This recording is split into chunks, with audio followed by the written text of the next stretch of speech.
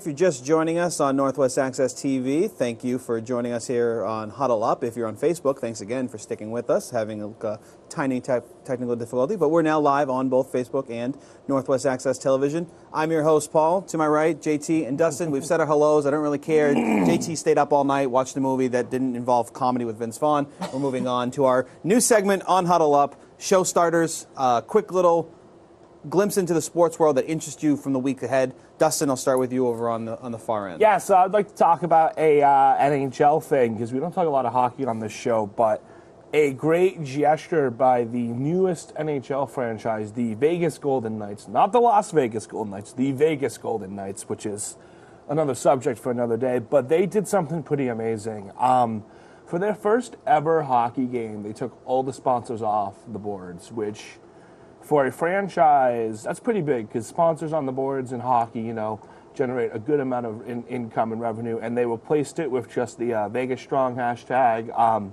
and one other thing about Las Vegas too, and just had completely white boards all around their rink. And on their first ever game as a franchise, when you have the most eyes on you as a franchise, everybody knows what happened a couple weeks ago now with the shootings in Las Vegas. So they did that. And then on top of that, they honored first responders who responded to those events. And the victims. And the victims. They started by having having a bunch of first responders come out with a player, when they were doing their player introductions. And then... Were they also holding the name of a victim as well? Yes. And then they did 58 moments of silence for the 58 victims. And, they don't make a handbook on how to handle tragedy when it comes to sports and tragedy. But if they were to make one, it would talk about exactly what this hockey team just did. Because they did everything right. They handled everything right. And it was more about coming together as a city than it was about a hockey game at that point. And I think that people in this area can definitely relate to that after the Boston Marathon bombing, how a city can really come together, unite as one, and really stay strong. Same with New York after 9/11. Yep. And actually, that's the entire nation after 9/11. Yeah. But yeah, definitely, if you want to center it on New York City, you can. And it was also a nice feel-good moment because they came out and won the game, too, so they're now 3-0. Yeah, they are. The first expansion franchise to start 3-0. Yeah. And, it's almost making me want to really pull the trigger on buying, sorry, bad use of words there, but of buying tickets to go see the Vegas when I go. I would, they're a fun little hockey team. Well, the rest of the trip's free for you. I mean, you can splurge somewhere. Actually, I'm getting money from that trip, so people, I could just spend it right there. Yeah, I think you should. If they're in town, I'd do it. Because, no, they are. They're in town the Wednesday. I get in on Tuesday. They're in on Wednesday. T-Mobile Arena, and they're playing New Jersey. Nice. So who cares? They have a very fun Twitter account. They're doing as far as becoming a hockey team in 2017 is done, they have done everything correctly so far as engagement. And, I think they'll actually survive. And unlike the Phoenix Coyotes, who just keep falling on their face. I think we thought they were going to survive anyway. We can talk about that later. We'll go on to the next show starter. Yeah. JT, go first. Well, I think it's an actual interesting mix to kind of go from that to this. Going from... We talk about in sports of what does sports mean to people? What does going to a baseball game mean to you? What does going to a football game mean to you? And when you have tragedies like this, and you see in the sport world athletes and fans and everyone together united to create memory and to create a purpose for what happened and to create a space where you can respect and transition from a horrific incident into something. And when you look at what the NFL has done and what the politics have done to the protests of the national anthem and where that is progressed, it's kind of like the opposite side of the spectrum. It may not be for a mass tragedy in one shot, but it is about tragedy. It's about suffering and loss and inequality. And so the NFL players kneeled to try to serve that purpose. Politics got involved. It's no longer about kneeling. And no, it's still about kneeling, which is the bad part. It's still about kneeling, not about the message. Not about the message anymore. Right. And so when Roger Goodell wrote this letter, which in some ways, like when I reviewed it and I read it a few times, like you have to wonder how much of this is PR because no one in NFL really likes Roger Goodell. I think it's all PR. I do and I don't. Because he's come out and even said that there's still no policy.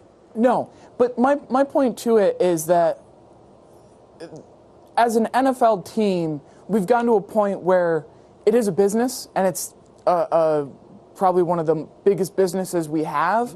And as a business, you can't afford to lose money. So coming out to ask players to stand at this point, find some other way to create your protest, makes all the sense in the world, solely because it is a business. You can't afford to lose your money. But on top of that, we need to get back to the message that is being sent. And we need to do it in a way that doesn't cause so much chaos and controversy around it, and more so to bring people together like what Las Vegas did. And the hard part I know for this is that there's too many people out there who won't recognize it for what it is. It's actually a player that's come out and said, that's talked a little more about this. Someone that I didn't really expect to come on and talk about, and we can talk about that a little later on the show when we talk more of the NFL and Roger Goodell's letter and stuff like that. For my show starter, it's about a man that I don't even know how to really get into this because I kind of get emotional talking about it too. I never really get Tebow. I never really get. I don't even say emotional, but I don't really feel anything when I see like a player get hurt. I'm always like, oh man, that's too bad type of thing. But at the Texans game against the Chiefs, I know Dustin want to hear it, but I need to talk about it. I'm having flashbacks right now. Just painful. The look on J.J. Watt's face was just devastating, and I was just. I've never really felt for an athlete like that before because you could see not only the disappointment on his face for his team, and you saw it through Twitter later on. It's disappointment. He truly believes he's letting the city down. And while he spent weeks upon months helping to rebuild this city has to do the same thing for him. They have to repay the favor, not in millions of dollars, but in thank yous, in replies, in reaching out to him to let him know you didn't let us down. Yeah. Like you've always been there for us. So don't feel like you getting hurt is letting the city down. And because right now I feel like that's still his mentality. Is I let you down. Without a doubt, and you look at it, you're going 3 consecutive years where he's come back from injury and within the first couple of games been knocked out for the season yet again. This one's a little less so this one important is than the other two because it's not his back. Yeah, and this one is one that, Kobe Bryant went over to Germany and had weird treatment, and Kobe Bryant was rejuvenated and played well again. But as a Houston Texans fan who was wearing his J.J. Watt Color Rush jersey when this play happened, that was your fault. You shouldn't. There was the moment that, However, I will say I like the color better than the white jersey, but go on. There was I hate the Liberty whiteout jerseys. I hate the Texans white jerseys. Go on, so all right, much. go on. But, you're wearing a jersey. There's the moment there where that may have been his last snap of the Texans because his contract hit is so big that, and this is just the nature of the business where, and I know I feel like that he's one of those players. We're gonna have to put this on the back burner because I feel like we could talk about that for a little. We can talk about this because I'm coming from the point of knowing what that team's cap situation is, watching that team for my entire life. I would love to see J.J. Watt come back next year and be 100% J.J. Watt again, but you can't afford to pay him what you're paying him given what you've gotten out of him for the last 3 years. And that's where it comes down to, in the sense of, at this point, it's getting to the point where it's towards that middle and the end of the contract where you take the dead cap room and you sign lesser quality players that can fill out depth because... The one thing I will say, though, is I feel like with J.J. Watt, and I could be totally wrong because I don't know if I've really seen too many people do this in the NFL, but I could see J.J. Watt coming out and changing his contract solely to stay and to make them give him a chance to bring it back because this is his city. This is his home. This is his life. This is what he loves. How long has he been with the Texans now? His entire career. I know that. 2011. So he's on 6 years of being with the same team. I kind of agree with JT. I feel like he could give that hometown discount to make this team because I think if you're looking at the talent they have right now, Yes, they need a little more help on the defensive back side, but they have a quarterback right now that is just beyond what they ever thought they were going to get out of him. And here's the thing that J.J. That's Watt something you can build on. needs to come back and do. He doesn't have to come back and be a 20-sack J.J. Watt anymore. He needs to come back and be a good... I don't think he's going to be. No, and this is fine. He threw the whole... I don't think he had a sack all year, did he? No, he didn't. But what he was doing was he and Clowney have kind of switched roles in the way the defense is run, in the sense of Clowney is now getting some of the stats.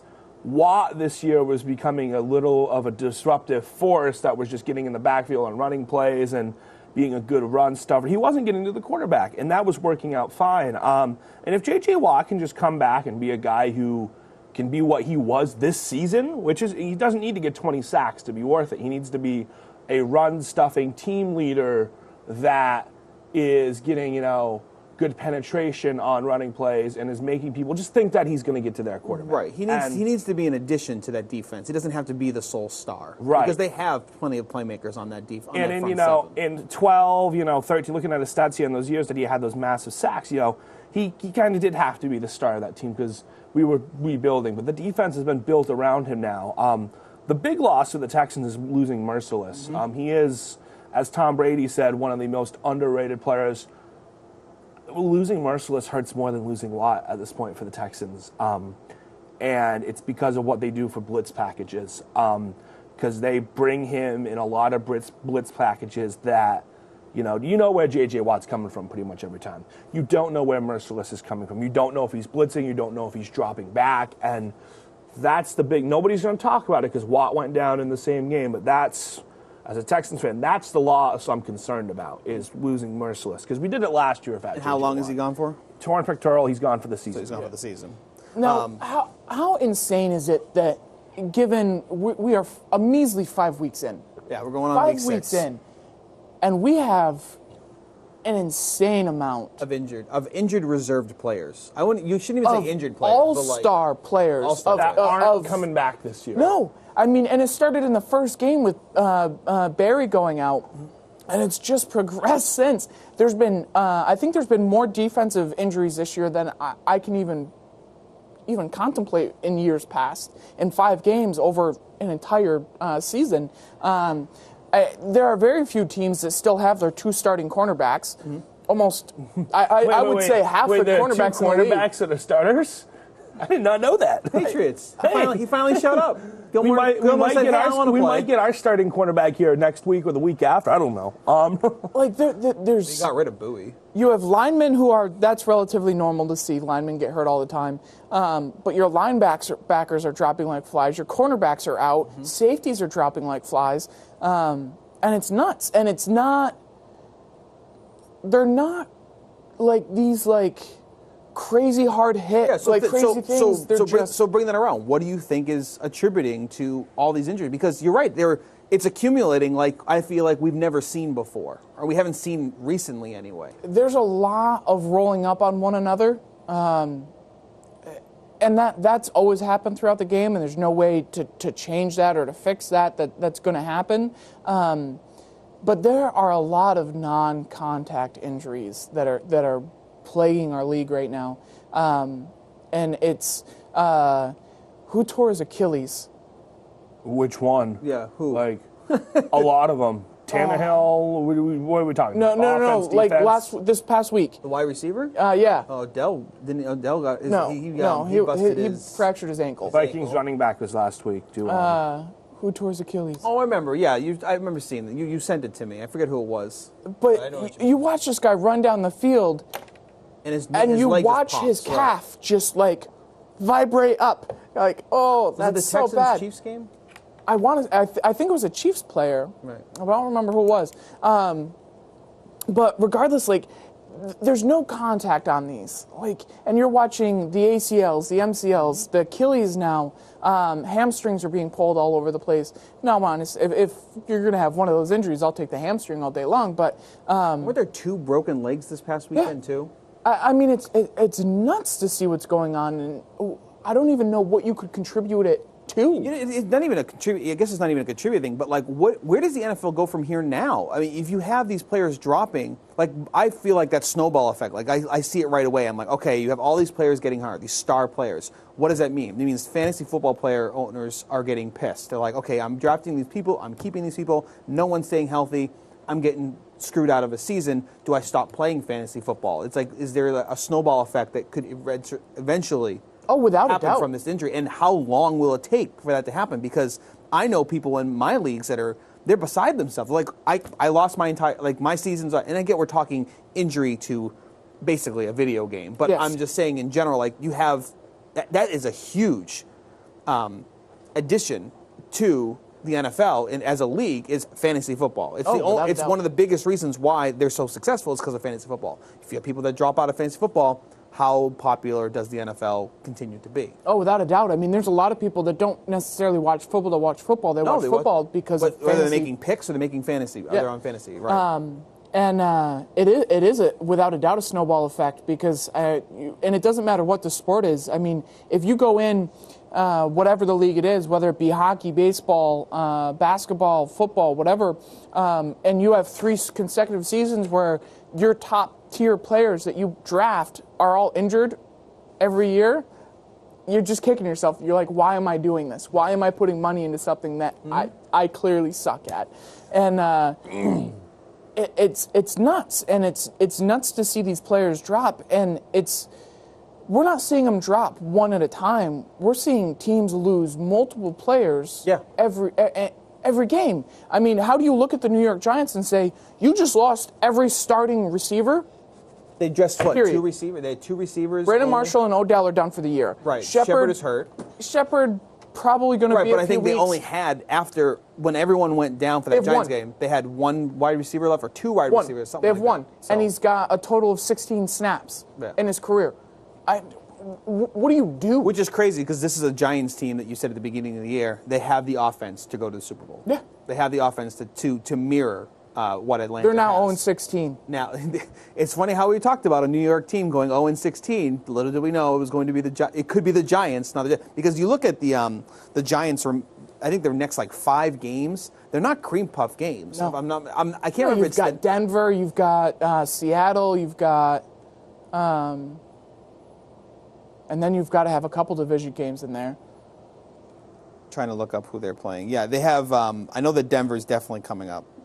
Denver is this week, and then the week after is right, and the Seahawks, then the Rams. The Rams. So you have a few, and that's McAdoo's going into that bio and 7, and McAdoo's getting fired right now. I don't think if he goes into that bio 7. Okay, so now you're saying that if he goes 0-7 with a completely depleted team, something he cannot take control of, McAdoo's gone. How? Without a doubt. He's lost the locker room.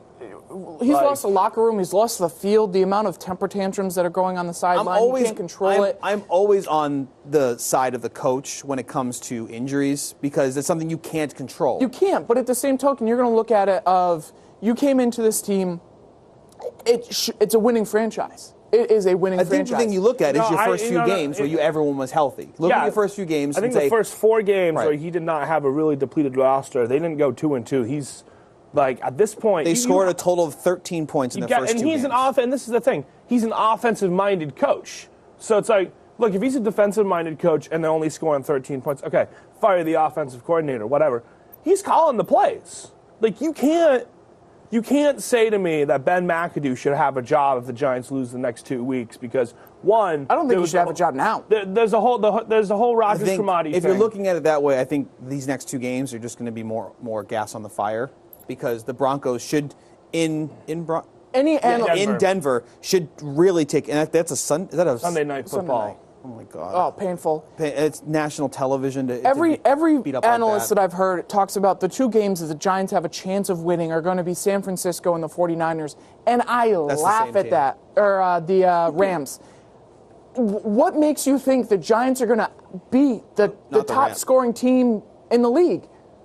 What gives you the idea? You can't compete with that. I mean, you look back at like the Falcons last year, or the Packers was 3 or 4 years ago, or even the Patriots back in 2007 when they had those ridiculous offensive years. Almost 40 points their a game. defenses weren't great, but it didn't matter. You have to can't put keep up 35 points to beat them. And this Giants team, have they put up 35 points at all this year? You have no one to throw the ball to anymore. The most points they've put up at all this year is 24 points. I hear Chad Ochocinco is a free agent. Yeah, Terrell Owens also said that too? He still He said, runs I'm a available. 4-4. I mean, why not at this point? Like, why not? Why not?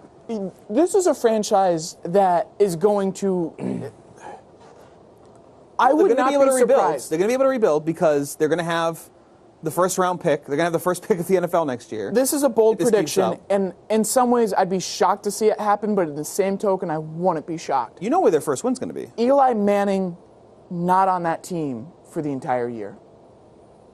Your season's done. You are rebuilding mode. You are probably going to get the number 1 draft pick. You are drafting a quarterback because you clearly have to change what is going on. You have teams fighting, especially a team like the Jaguars and Tom Coughlin, who would love to take Eli. Back. Oh, okay. I'm sorry. I thought you were going the other way around. Take Eli off the roster, middle of the season, make the Jags have a quarterback that can chuck the ball a little bit more realistically. Hate that? That guy over there. Why? You put Eli on a team like the Jacksonville at this point, and that's your division winner. Yeah. And I still feel like they already are the division winner. If any team has a chance to get Eli, it would have to be the Jags because of Coughlin. I think that's a great fit for him, actually, because, the Jags are in this place where the Texans were a couple years ago. Great defense, good running game, no quarterback. And they're doing this, and it's going to work. It might work. And you've got receivers similar to Odell this year. You say they don't have a quarterback, but they're one of the best scoring offenses in the league right now. Well, offense is just destroying. The defense has scored a lot of points. There are, I'm saying. Points is a lot of fun to watch. It is. And no, I'd love to see Eli Manning on the Jaguars. That'd be good for football. And I think it'd be good for the Giants. I think it is time to say, we are clearly rebuilding now. Do it now. It's not like he didn't have success with the Giants. I mean, he won 2 Super Bowls. But you're going to get the top dollar for him right now solely because there are teams that are looking at him going, if we have him, we might have a chance.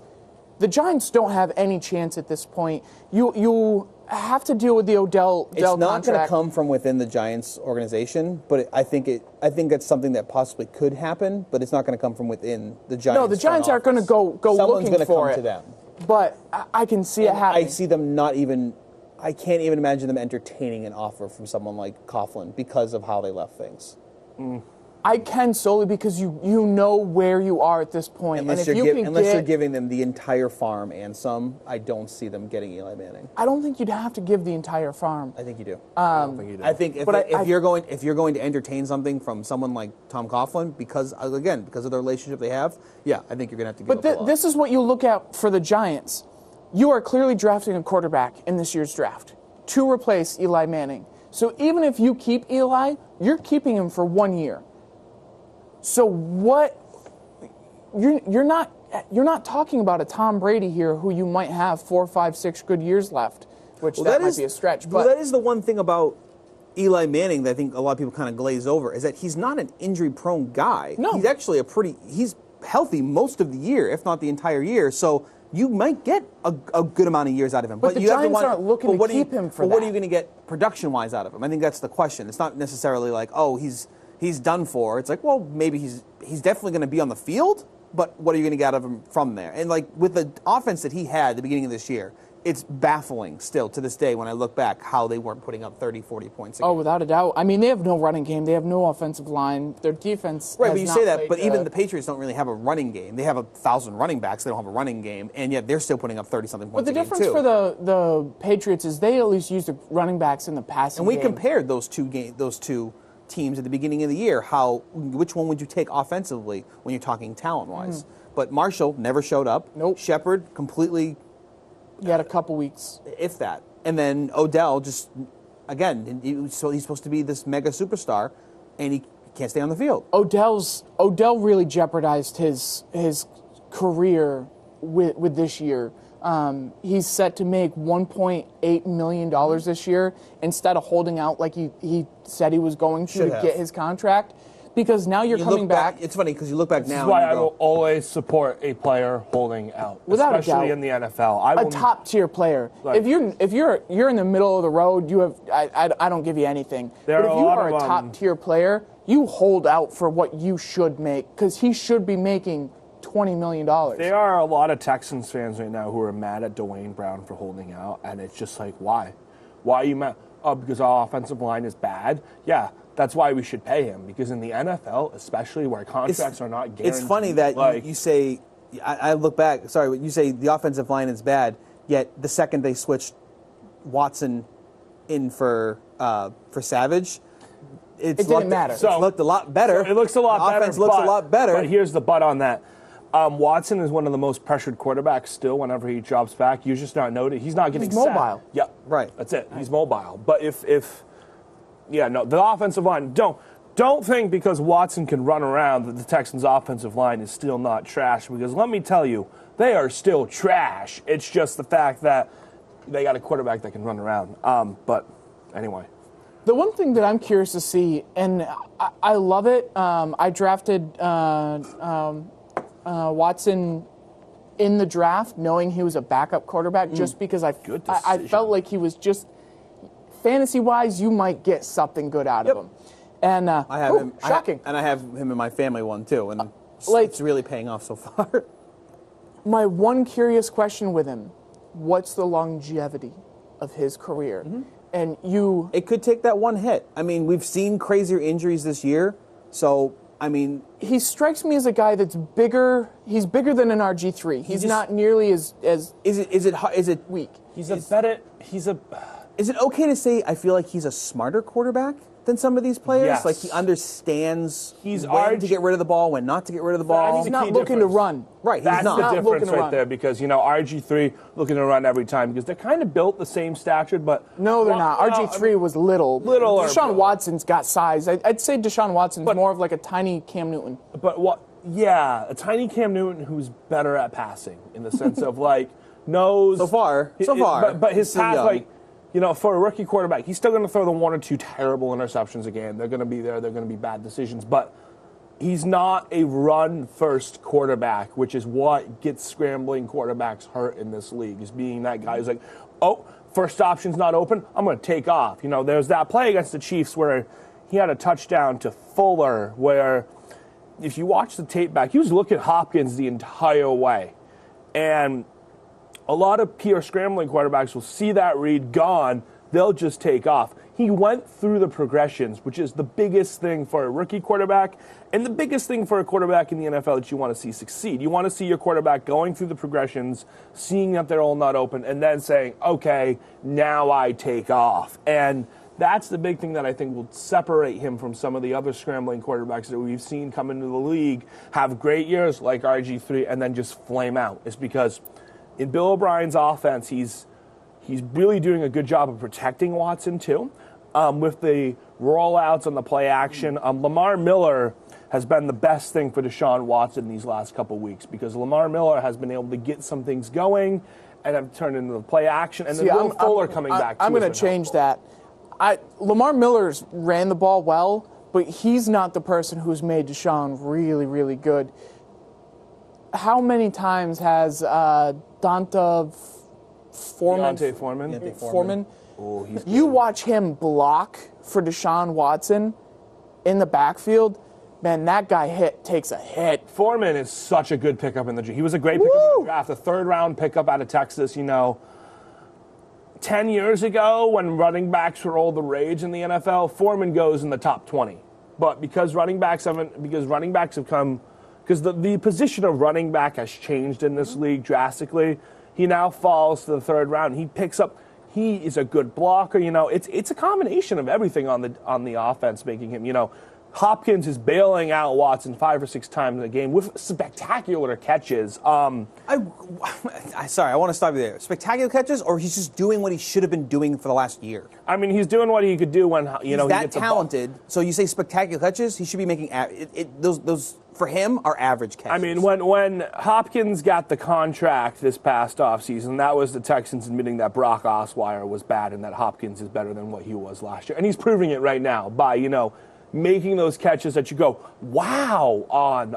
And Hopkins has always been like that. He just, he had a terrible quarterback last year. And also, Will Fuller coming back has been huge. Fuller is our field stretcher. He's had 2 He's had 4 touchdowns the last 2 games. Because what they do is, Hopkins does the underneath stuff and then goes, does the underneath stuff, sometimes goes deep, but Fuller is the one that on the play action that stretches that field, leaves our tight ends open, leaves our checkdowns open for 5 to 10 yards, and then gets Hopkins that space. So when he is covered by 2 men, you can still thread that needle or go deep. So I want to get back to the show, to the way you had this originally laid out. It's fine. We're going to segments now.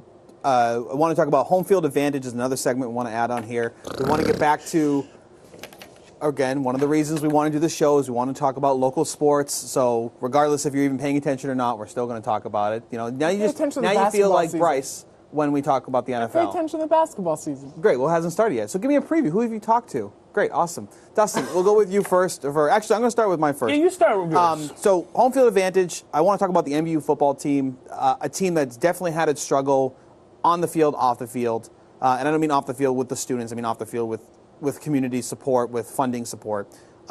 This team is 0-6 so far this year, but they're going up this week. They're heading down 89 to Springfield, 89-91 to Springfield for a matchup, I think, on Saturday. And they're playing the 0-6 Springfield team. So I'm hoping, fingers crossed, that this is the actual, because I think they technically had a forfeit or something earlier this year, which would technically be a win, but their first win as an MVU football club, or team rather, this weekend. And then the following weekend, they have their home game against BFA Fairfax, where they have a newly created trophy that will be tossed back and forth between BFA Fairfax and MVU, depending on who wins throughout the year. That'll be tossed back and forth. I think it's back. I think it's well, I'll get to that in a second. I think it's I can't remember what it is, a golden, like the bronze, bucket, like maple syrup bucket or something like that. When I say tossed back and forth, BFA is also not very good this year. I think they've scored a total of 9 points in their last few games. I thought BFA was okay. I thought they were okay until they lost them to. The thing with but they're the 2-4. Team, they have won games, but they haven't done great. So I'm hoping that MVU is a very thin team, and I don't mean that as in waste. I mean that they have 20-something players, and that's when I played football in high school. We had 80 players. Football's the hardest sport to just jumpstart, pick up. Right. You don't just pop out a winning team your first year, or even a team that could win. It's not. There's so many moving pieces. There's so much to learn. And the downfall is any school that has a program like this, they never give it a long enough chance to really see what it could be, which is always the downfall. Right. And we're in our second year right now of MVU football. Yeah, this is a thing that you've got to give time. It's not the easiest sport to pick up. It is challenging.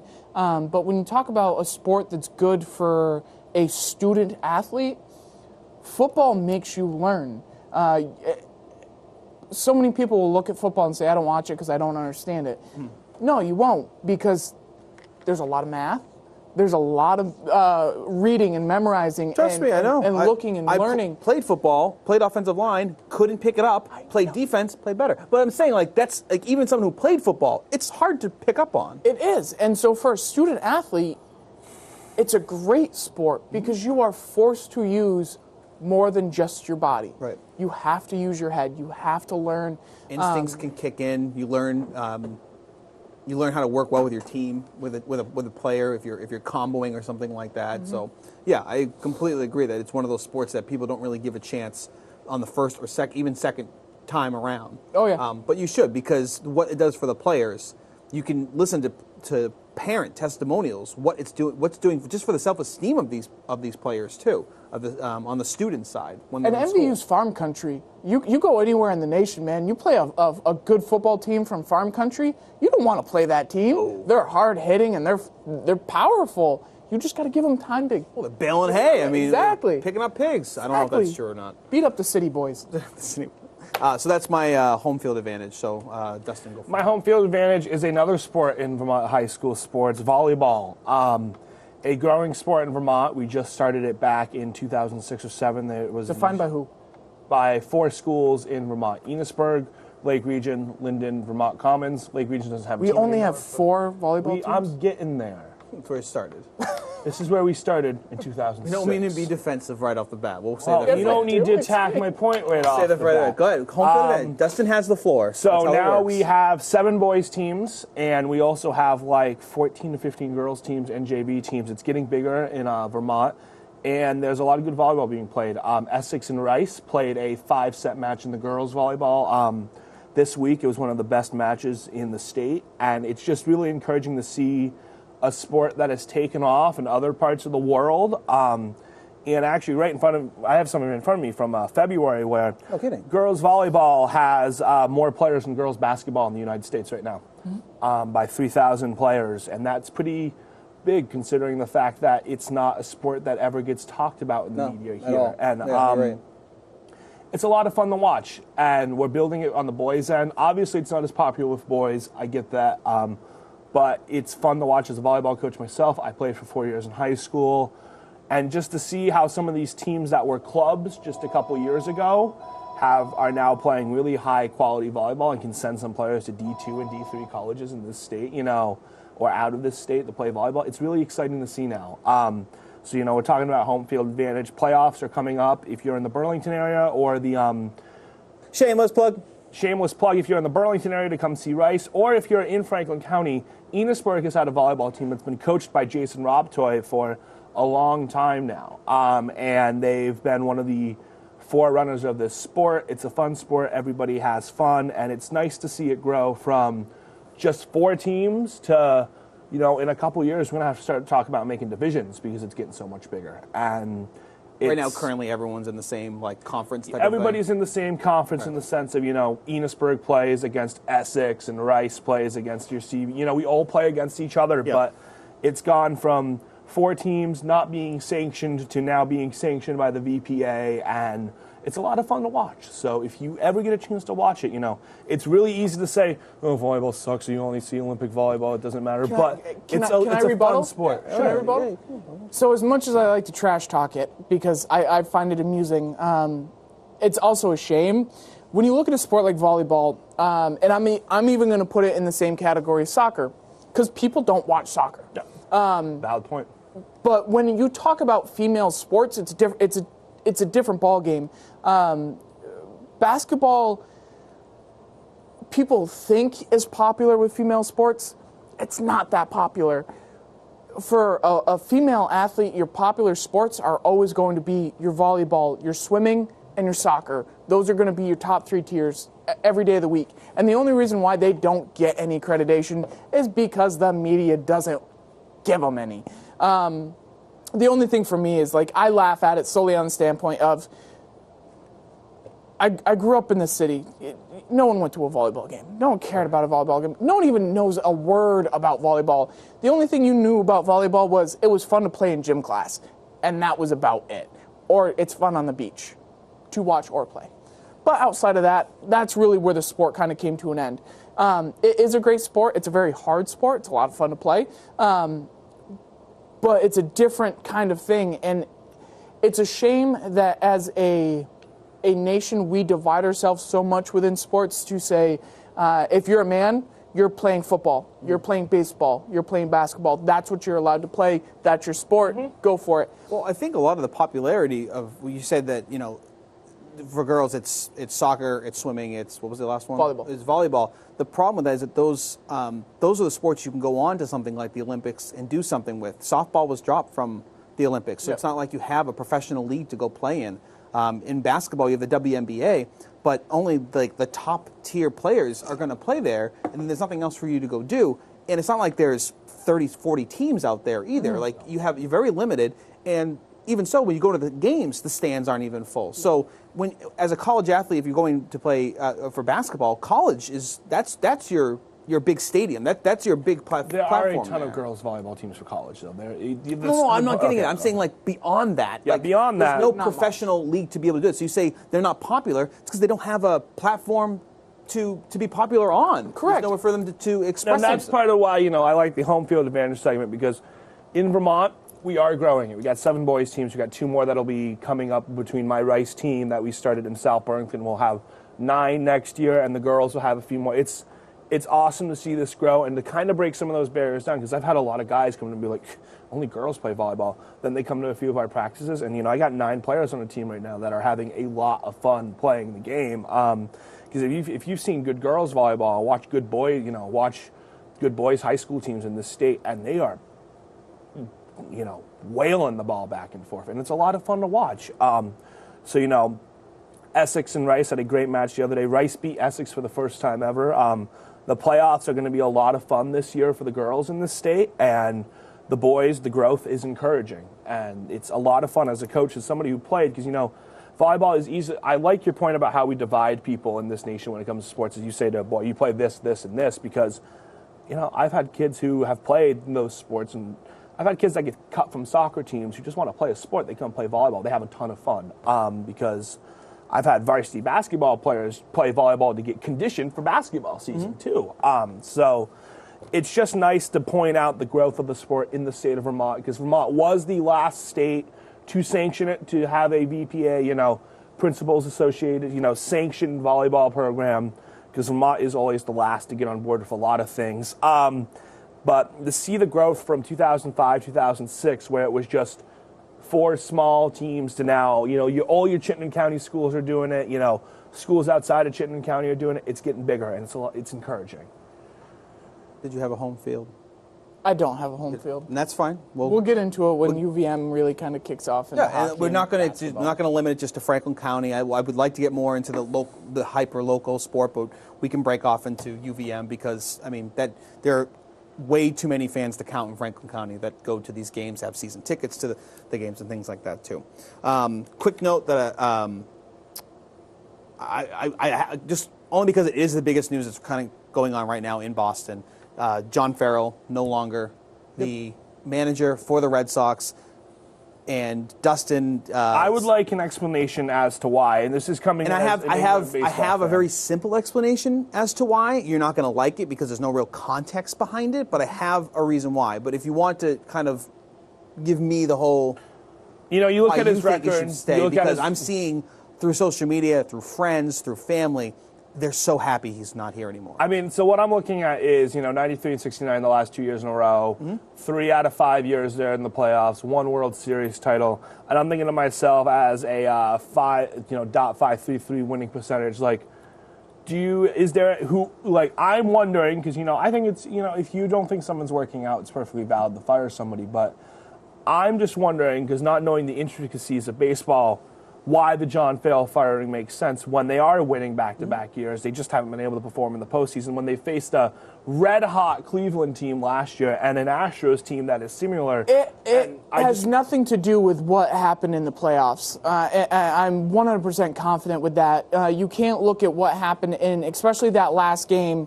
He wasn't even on the bench.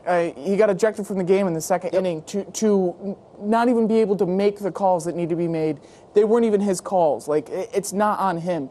It is a collective piece of work, and it's not so much about the record.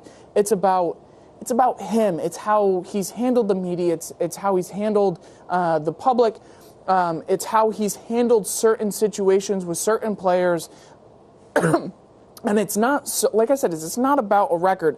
It's about a change. It's about, it has not gone the way that they had hoped, and he has not handled the situations that he has been in a manner that the Boston ownership has wanted him to. This is my point. It's actually a lower level than the Boston ownership. It's Dave Dombrowski. Dave Dombrowski is a general manager that if it's not his guy, then it's not his guy. And he didn't hire John Farrell. He was reluctant to even sign him again last year after winning the division. And the only reason that I believe he even signed him is because they won the division and saw promise. But this whole year has been a disaster for a general manager off the field. Look at all the controversy they've had off the field through players, through people involved with the team. And then for me watching the games, I've watched a ton of baseball this year, which I've been loving, but there's so many times where I'm like, why, it comes to starting pitching or pitchers in general, why are they still in the game in certain situations when they shouldn't be? This guy is a former pitcher, a former pitching coach, and doesn't know how to manage his pitching staff. Yeah. And that's something for me that I've said, okay, well, this seems like an easy, this seems like easy problem fix. Like, all right, you get rid of him because Jason Varitek. Jason Varitek. So follow up. He wasn't even with them during Jason Varitek. Jason Next Jason coach. Varitek. Oh, okay, no, that's not happening. So, how do you feel? But How do you feel I think the about, big thing for me is that what I want to get at is, and I've said, he's just not Dombrowski's guy. Dombrowski has done a very good job throughout his short time here in the season by getting rid of players that don't need to be on this team. So on the same note as Dombrowski guys, Detroit has let their manager go at the end of the season. Do you think, whatever his last name is, do you think he's the Red Sox? Do you think he's on the short list for Red Sox candidates this year? I think that the short list for candidates for the Red Sox is someone that is not currently involved or has been currently involved with the organization. I think it's going to be from completely outside. Because Farrell was a throwback. I think these players, but I think these players need a completely different change of pace, and I think bringing someone in that already kind of knows the system or knows the management or knows the ownership is not going to be good for these players. It's not going to give them the jump start they need. No. They were poorly managed. You saw all season long with you could see Sale on his bad nights in the first inning. Yeah. And there was no coming back. There never was. So if you see that, Sale is someone on. That like you would say, he'll work it out because he gave you, if the season's 6 months long, he gave you 5 months of some of the greatest baseball you've seen. And I'll admit, I'm a little, and that's why I wanted to ask that question, because I don't really have a take on this, because in the sense of, I have started watching the Astros a lot more than I watch the Red Sox, and I'm willing to admit this now. As a Houston sports fan, it's just easier to follow other teams in Houston. So I haven't been seeing all these things that have happened with the Red Sox. So when I saw that firing come across, I was like, okay, I just want kind of an explanation from somebody who watches all the games and, sees those little things, because it is the little things when you have a manager in baseball like that make the firing, totally acceptable. But I just wanted that explanation. That's fine. That's all I wanted. Is that all you wanted? That's all I wanted. Okay. Perfect. So going on to, let's go to NFL picks. We've got a little bit of time left on Huddle Up. Man, we only have 10 minutes. See, it goes by a little faster when you kind of break it up a little bit. Yeah, 13 because we started at 9:02. But we're not going to stop at 10:02. Oh, we're not? How that works. Okay. So we'll go to NFL picks. Last week, I was just trying to do the math as we were talking about this. I had a bad week. We all had bad weeks. So I went 9-5. JT went 6-8, and Dustin, you went 7-7. Wow. So 500. It's not too bad. 7-7. You went 7-7. I thought I went 4-8 last week or something like that. No. Oh. Last week. So over the course of the season, 46-31 for myself, 43-34 for Dustin, and JT, because he was completely absent for the first couple of weeks of the season, with his handicap is at 33-44. He has a lot of ground to make up just to get back to 500, and then beyond. You get there. Yeah, you're doing a great job of it these last couple of weeks. There. Well, because in fairness, I'm trying to beat you guys, and the only way the to problem beat is you that guys Dustin takes flyers more than you do. No, it doesn't. Because I'm trying to. It didn't work last week. No, it didn't. Just want to throw that out there. It did not work last week. You guys combined, when you pick the same people, 0-1, 0-2, 0-3, 1-3, 2-3. So pick everything that JT does not pick. Yeah, when you guys pick together, it doesn't usually go well. Stop stealing my picks, JT. Stop stealing my picks. I'm going to get you a shirt My that says bad stop stealing picks. my I picks. need my bad picks. Thursday night football, Philadelphia versus Carolina. I think this has a matchup of like I think two good teams could really. It might be an actually decent Thursday night game. We were talking about this when you were in the back room doing something, and this is a game where I would love to pick the Eagles, but if I pick the Eagles, the Panthers are going to win because it's a Thursday night crapshoot good, game. so I can pick the Eagles. Then? I'm picking this. I will just admit. You say Thursday night crapshoot, but at the same time, I think it's in a positive way. I think it's in a positive way, but I wish this game would be I wish this was the Sunday night football game. I wish these players had the full week of rest because I've had too much misery on behalf of the Giants' success, so I want to see them just lose as much as possible. It would be a lot of fun if this was the big game of the week, but it's on Thursday night, so it's going to be sloppy and it's not going to be fun. It's not going to be what it should be. With that being said, I admit that I'm going to take this game wrong either way, so I'm going to take the Panthers at home. I like the color rush jerseys. Okay, so that's it. Because they think the color rush jerseys. If this game was on Sunday, I'd take the Eagles. I'm taking the Eagles, but I would I would probably put money on the Panthers. Like a points thing. I'll take the points for Panthers, but I think the Eagles will win type of thing. No, I think the other way Panthers are around? just going to win. Yeah, okay. They're just going to win. Miami at Atlanta. Is it even... Who'd you pick? Oh, I picked Philadelphia as well. Okay. Miami at Atlanta. I picked Philadelphia because... Can we just skip that game? Is there any point? I mean, Dolphins. really? There are some time I did Falcons. say I wanted to get a little bit of something into this. There is but nothing to talk This is one about of in those that games game. where it's like, Here's your just little go bit of forward. something. The Dolphins suck. Jay Cutler is bad. There's your little something. They like to do coke. Woohoo, Miami! I don't even want to get into The that. U is I don't back. even want to get into that. Miami as a city is back. Chicago at Baltimore.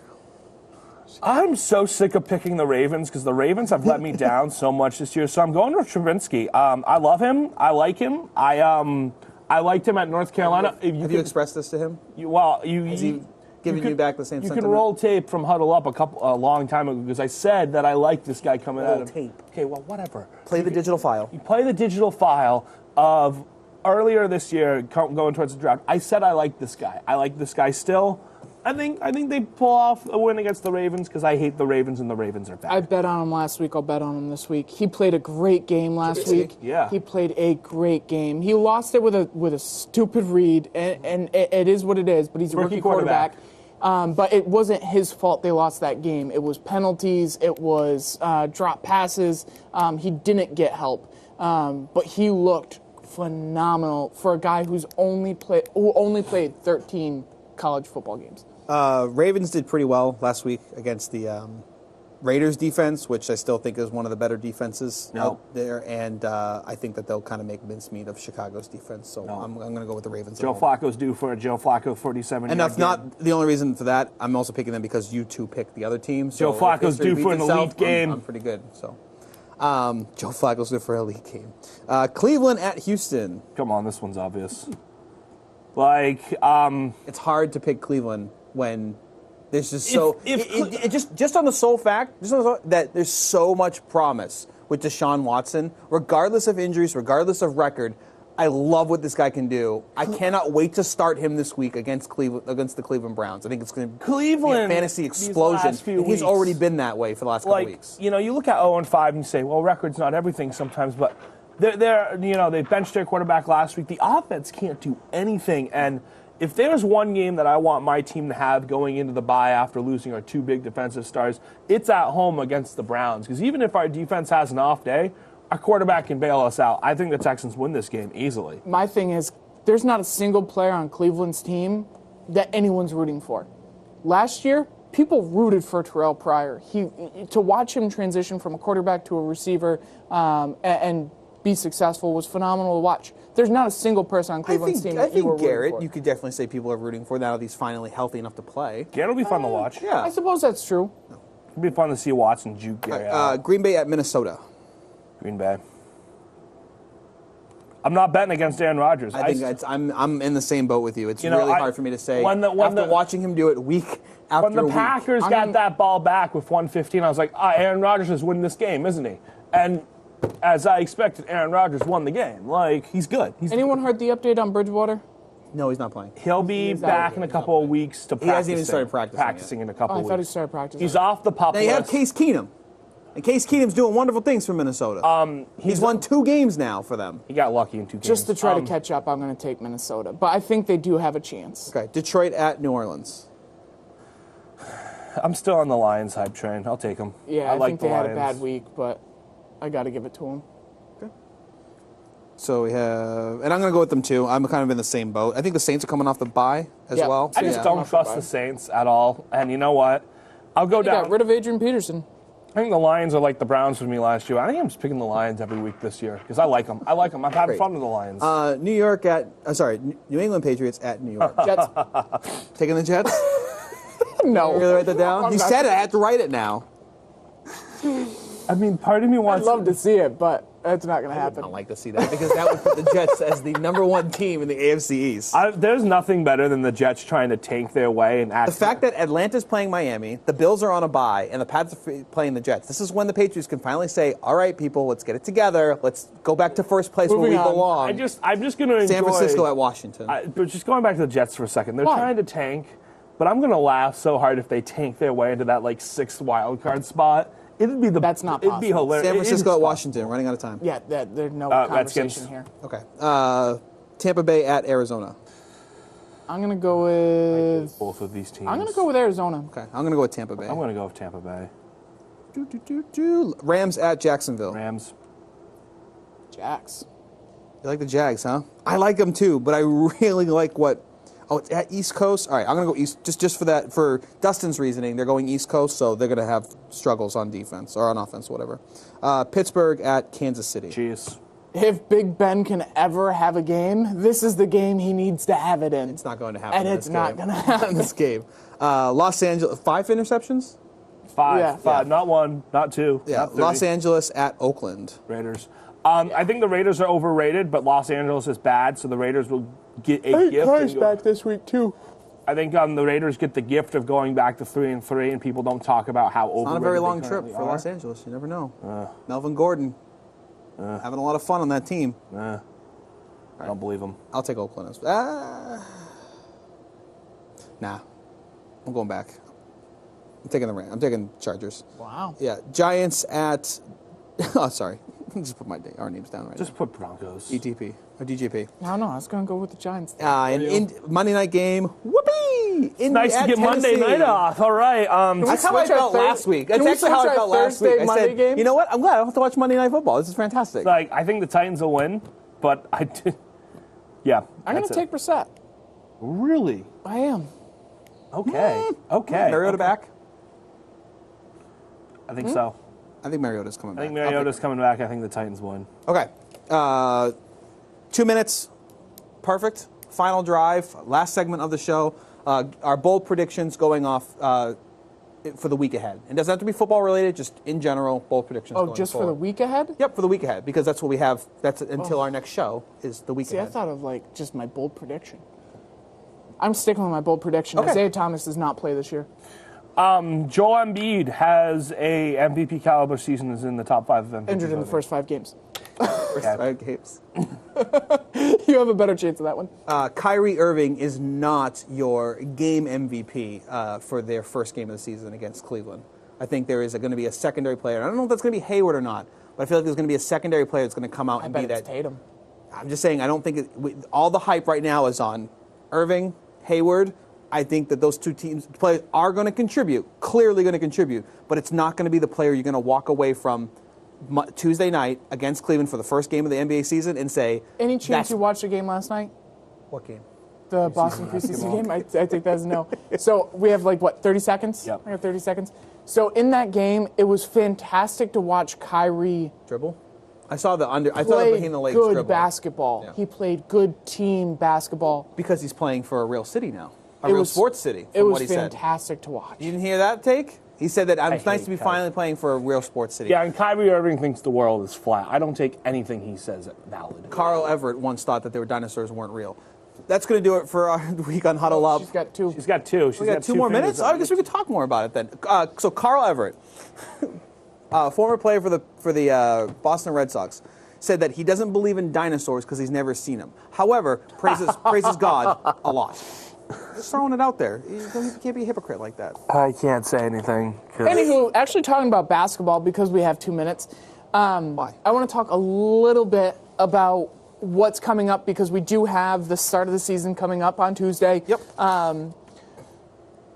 I know I'm proud. You follow a little bit. I but, follow a lot, like, actually. I followed all last year. I watched follow it. one team. If you look at No, the, I follow one team, but they play other teams. If you look at the JT, make your point. if we look at the teams that made their changes, your top running opportunities to go into the finals, you've got Cleveland, you've got Boston, you've got Golden State, Houston, Oklahoma, and San Antonio.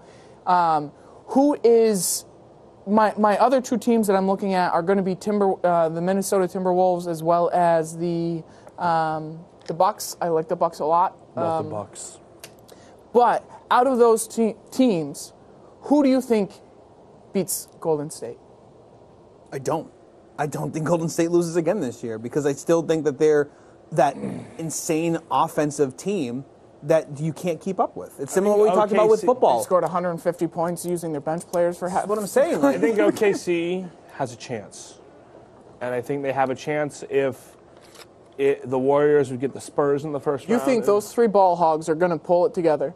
I think they have a chance. It's so crazy, it just might work. That's now going to do it for us on Huddle Up. Dustin, JT, Paul, Bryce, homesick, might be back next week. We need with some NBA previews, Bryce. Get NBA better. previews. We'll see you next week on another edition of Huddle Up.